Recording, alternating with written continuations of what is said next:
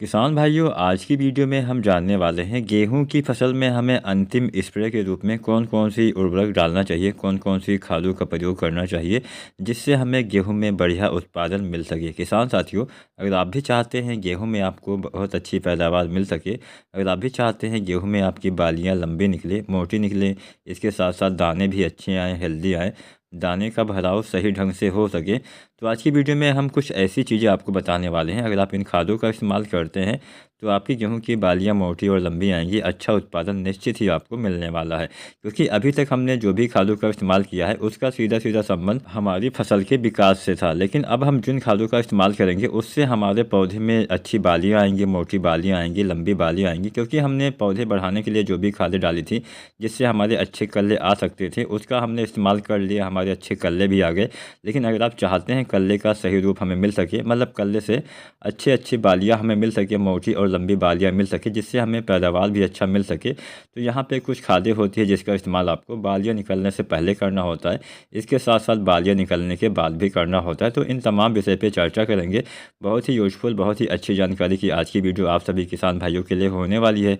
तो प्लीज़ पूरा वीडियो ज़रूर देखिएगा। और चैनल पर नए हैं या पुराने हैं लेकिन अभी तक आपने SRJ खेती चैनल को सब्सक्राइब नहीं किया है, सबसे पहले चैनल सब्सक्राइब करके बेल आइकन दबाएं।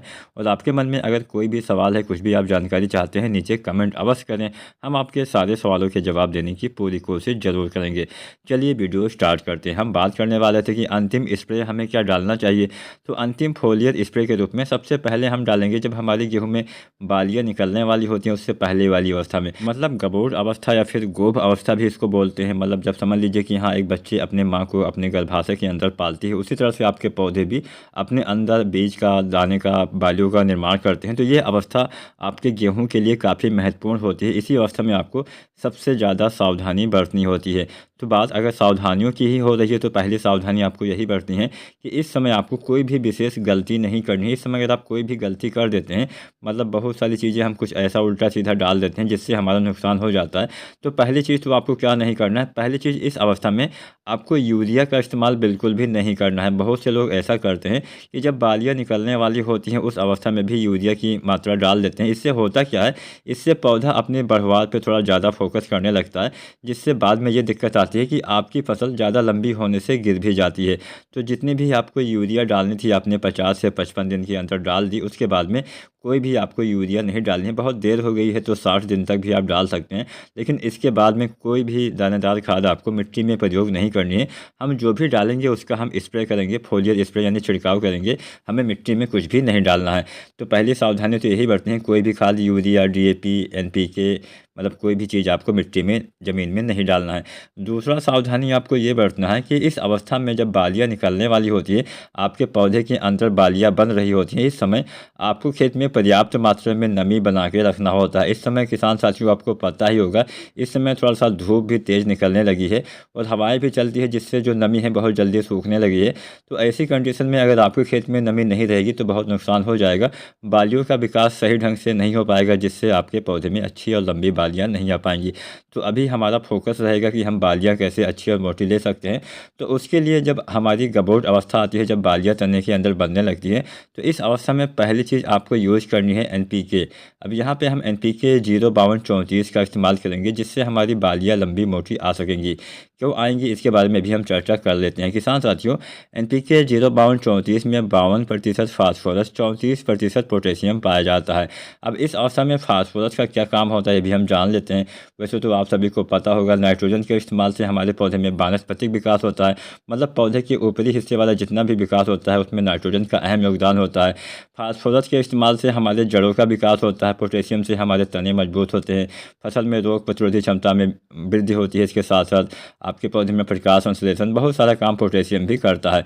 लेकिन यहाँ पे अगर आप गबोट अवस्था में बालियाँ बनते समय अगर आप फास्फोरस डालते हैं, जिसमें NPK डालते हैं 05234, जिसमें 52% फास्फोरस होता है, तो ऐसी अवस्था में फास्फोरस काम ये करता है कि आपकी बालियों तक ये सारे जो पोषक तत्व होते हैं उसको ट्रांसफ़र कर देता है, ट्रांसपोर्ट का काम करता है, जिससे आपकी बालियाँ अच्छे से विकसित हो पाती हैं, बालियों का निर्माण सही ढंग से, सुचारू ढंग से हो पाता है। तो यहाँ पे फास्फोरस काफ़ी अहम काम करता है। इसी बात को ध्यान में रखते हुए इस NPK खाद का इस्तेमाल मतलब किया जाता है। आप सभी को पता ही होगा एनपीके बहुत तरह से आते हैं। एक आता है 19 19 19। अब इसमें तीनों तत्व बराबर मात्रा में पाए जाते हैं। इसका इस्तेमाल शुरुआती अवस्था में किया जाता है, यानी शुरुआती अवस्था में आपके पौधे को ये तीनों तत्व बराबर मात्रा में चाहिए होते हैं, इसलिए हम इसका इस्तेमाल मान के चलिए 30 से 40 दिन के अंदर ही कर देते हैं। दूसरा एनपीके आता है 05234। वैसे बहुत सारे और आते हैं 1261 1744 अपनी फसल की आवश्यकता के अनुसार 1261 आप इसका भी इस्तेमाल लगभग 25 से 50 दिन तक कर सकते हैं। मान लीजिए जड़ों का विकास नहीं हुआ तो आप एनपीके 1261 भी 25 से 50 दिन वाली अवस्था वाली फसलों में डाल सकते हैं। मेरा मतलब कुल यही है कि यहाँ पे जितने भी एनपीके आते हैं वो आपके फसल की आवश्यकता अनुसार ही आते हैं, मतलब फसल की स्टेज के हिसाब से आते हैं। मान लीजिए शुरुआती अवस्था में डालते हैं तो 19 19 19 बेहतर काम करता है। बीच में डालते हैं तो मतलब गबोड़ अवस्था में डालते हैं तो इसके लिए स्पेशली 05234 को ही बनाया गया है ताकि आपके पौधे में बालियाँ अच्छी आ सके। 34% पोटेशियम इसमें होता है। इसके पोटेशियम से क्या फ़ायदा मिलता है? पोटेशियम से भी बीज फल दाने का विकास अच्छे से होता है, फ्लावरिंग अच्छी आती है, बीज का निर्माण अच्छे से हो पाता है आपके पौधे में, यानी दाने का निर्माण अच्छे से हो पाता है। बालियों की आकार में वृद्धि होती है, बालियों की साइज में वृद्धि होती है, बालियों के अंदर दानों की संख्या में वृद्धि होती है, बालियाँ मोटी आती हैं जिससे आपके दाने भी मोटे आते हैं, जिससे दाने में अच्छे से चमक वजन बना रहता है। तो एनपीके जो आता है 05234 बालियाँ निकलने से पहले ही डालना है। ऐसा नहीं कि बालियाँ निकल आई तब डालेंगे तो लाभ नहीं मिलेगा। मेरा मतलब यही है कि जब भी आप खादों का इस्तेमाल करें तो सही समय पर इस्तेमाल करेंगे तभी आपको इसका बढ़िया लाभ मिलेगा। तो 05234 बालियाँ निकलने से पहले बालियाँ बनते समय डालना होता है, गबोड़ या फिर गोब अवस्था में। तो एनपीके 05234 की 1 से 1.5 kg मात्रा प्रति एकड़ के हिसाब से आपको इस्तेमाल करना है। अब जब आप एनपीके 05234 का इस्तेमाल करते हैं तो उसी अवस्था में एक दूसरी खाद आती है जिसको हम बोरोन नाम से जानते हैं। मैं अपनी लगभग सभी वीडियो में इसके बारे में आपको बताता ही हूँ कि बोरोन के इस्तेमाल से बहुत बढ़िया फ़ायदा मिलता है। बोरोन बहुत बढ़िया और बहुत ज़्यादा काम करता है। बोरोन की अगर हम कार्यों की गिनती करें तो काफ़ी लंबी लिस्ट हो जाती है। पहला काम होता है आपके पौधे में फ्लावरिंग में मदद करता है, फूल खिलाने में मदद करता है, फल बीज बनाने में मदद करता है। आपके पौधे में दाने के मतलब प्रतिधारण करने की क्षमता जो होती है, मतलब जो आपके बीज का निर्माण होता है उसमें काफ़ी सुधार करता है, जिससे समस्त दाने का भराव अच्छे से हो पाता है। बोरोन के इस्तेमाल से आपकी मिट्टी में जो कैल्शियम होता है जो आपके पौधे पहले नहीं ले पाते हैं वो भी आपके पौधे आसानी से ले पाते हैं। मतलब बोरोन आपके पौधे में आपकी मिट्टी से जो कैल्शियम होता है इसको अवशोषण करने की क्षमता में विकास करता है। बोरोन आपके उपज को बढ़ाता है, उपज की गुणवत्ता में सुधार करता है। बोरोन के इस्तेमाल से आप जो पोटेशियम नाइट्रोजन डालते हैं ये भी काफ़ी अच्छे से बोरोन पचा देता है। बोरोन आपकी जो पत्तियों के अंदर छिद्र होते हैं इसको अच्छे से खोलता है, बंद करता है, जिससे आपके पौधे में प्रकाश संश्लेषण प्रक्रिया अच्छे से होती है, जिससे आपकी फसल में हरियाली भी बनी रहती है, आपके पौधे अच्छे से सही मात्रा में भोजन भी बना पाते हैं। बोरोन के इस्तेमाल से पॉलिनेशन मतलब परागण अच्छे से होता है, जिससे आपके फ्लावर से बीज का निर्माण अच्छे से हो पाता है। अब परागण प्रक्रिया काफ़ी अहम हो जाती है आपके दाने के निर्माण के लिए। कई बार आप देखते होंगे जिस साल आपके पौधे में फ्लावरिंग हो रही होती है, मान लीजिए बाई चांस उस साल बरसात हो जाती है ऐसे स्टेज में, तो भी आपको काफ़ी नुकसान हो जाता है। तो यहाँ पे ध्यान आपको ये भी रखना है कि जब आपके गेहूं की फसल में या फिर किसी भी फसल में जब फ्लावरिंग की स्टेज आती है, जब उसमें फूल आए हुए होते हैं, उस समय कुछ भी चीज़ आपको छिड़काव के माध्यम से नहीं देना होता है। इसलिए इसका इस्तेमाल आपको छिड़काव से मतलब फूल आने से पहले ही करना होता है, गबोड़ अवस्था में ही करना होता है। फ्लावरिंग की स्टेज में कुछ भी चीज़ आपको अपने खेत में नहीं डालनी है, नहीं तो पॉलिनेशन में बाधा आती है, आपके बीज आपके दाने का निर्माण सही से नहीं हो पाता है और नमी तो आपको बना के ही रखना होता है। अगर पानी की कमी हो जाती है तो भी ऐसी दिक्कतें आ जाती है, सभी दाने भर नहीं पाते हैं, दाने आपके पतले रह जाते हैं, कमज़ोर रह जाते हैं। तो यहाँ पे एनपीके के साथ में आपको बोरोन भी डालना है। बोरोन जो आता है 20% वाला, इसकी लगभग 100 ग्राम मात्रा प्रति एकड़ के हिसाब से किसान साथी अगर आप उपयोग करते हैं बहुत बढ़िया फ़ायदा आपको मिलने वाला है। अब कई बार आपने ऐसा भी देखा होगा, यहाँ पे एक बात मैं आपको बताते चलूँ, लगभग 70 दिन के आसपास आपको गेहूं में तीसरा पानी लगा देना है और तीसरा पानी लगाने के ही बाद इसका इस्तेमाल आप कर सकते हैं। यहाँ पे मैं बताने वाला था कि बाई चांस गबोड़ अवस्था में आते आते कई बार हमने देखा है कि पत्तियों में पीलापन आ जाता है। पत्तियों में पीलापन की वजह से पौधे भोजन नहीं बना पाते हैं।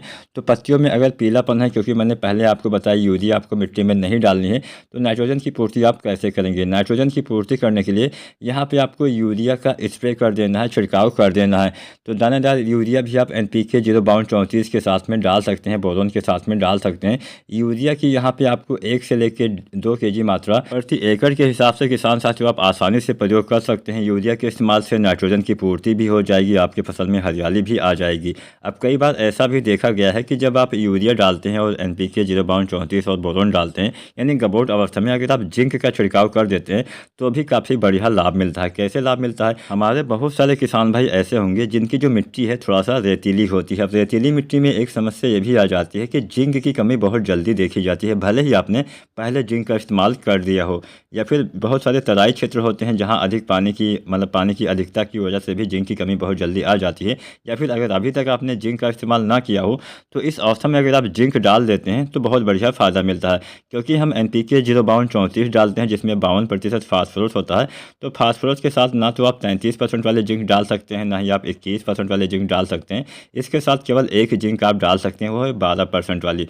जो 12% वाली जिंक आती है जिसको हम चिलेटेड जिंक बोलते हैं, DTA जिंक बोलते हैं, इसका इस्तेमाल किसान भाई कर सकते हैं। लेकिन यहाँ पे भी कुछ कंडीशन होता है, सभी का अलग अलग घोल बनाना है, उसके बाद ही आपको इस्तेमाल करना है। ऐसा नहीं कि इकट्ठा घोल लेंगे तो काम चलेगा, इकट्ठा घोलेंगे दोनों खादें ख़राब हो जाएंगी, क्योंकि इनको आपस में मिलाया जरूर जा सकता है। जिंक और ये जो 12% वाले जिंक आती है और फास्फोरस जो आता है NPK 05234 में, इसको एक साथ मिला तो सकते हैं लेकिन बहुत लंबे समय तक मिला के रखा नहीं जा सकता। इसलिए हम सभी को इन चारों खादों को, अगर आप NPK डालते हैं 05234 1 से 1.5 kg, साथ में अगर आप बोरोन डालते हैं 100 ग्राम, साथ में अगर आप यूरिया भी डालते हैं 1 से 2 kg, और साथ में अगर आप जिंक भी डालते हैं तो जिंक यहाँ पे 100 जो आता है 12% वाला, इसकी 130 से 150 ग्राम मात्रा डाल देनी है। सभी का अलग अलग घोल बना के आपको छिड़काव कर देना है। इसके बाद में जब बालियाँ निकल आती हैं तो बालियाँ निकलने के बाद में हमें किसान साथियों एक NPK आता है जिसको हम NPK 0050 के नाम से जानते हैं। ये काफ़ी अच्छा काम करता है। ये काम क्या करता है ये भी हम जान लेते हैं।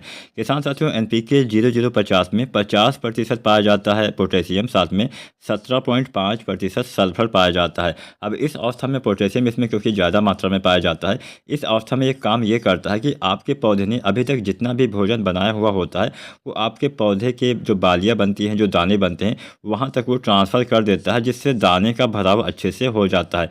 कई बार आप देखते होंगे हमारे बहुत सारे दाने पतले रह जाते हैं, कमज़ोर रह जाते हैं, उनका भराव सही ढंग से नहीं हो पाता है। तो यहाँ पे 0050 यही काम करेगा कि समस्त दाने में भराव काफ़ी अच्छे से होता है। दूध का निर्माण जो होता है, दूध का भराव जो होता है काफ़ी सुचारू ढंग से करता है, जिससे आपकी फसल में कोई भी दाना खाली नहीं रहता है। दाने में चमक बढ़ाता है, दाने की वजन बढ़ाता है, दाने की मोटाई बढ़ाता है। तो यहाँ पे 0050 बालियाँ निकलने के बाद आपको डालना है, और इसकी भी आपको लगभग 1 से लेकर 1.5 kg मात्रा प्रति एकड़ के हिसाब से आपको यूज़ करना है। बस ध्यान यही रखना है कि खेत में पर्याप्त मात्रा में नमी होनी चाहिए। अगर आपके खेत में नमी नहीं है, सबसे पहले सिंचाई करें, और सिंचाई करने के बाद ही आपको इन खादों का इस्तेमाल करना चाहिए। उम्मीद करते हैं आज की जानकारी आपको पसंद आई होगी।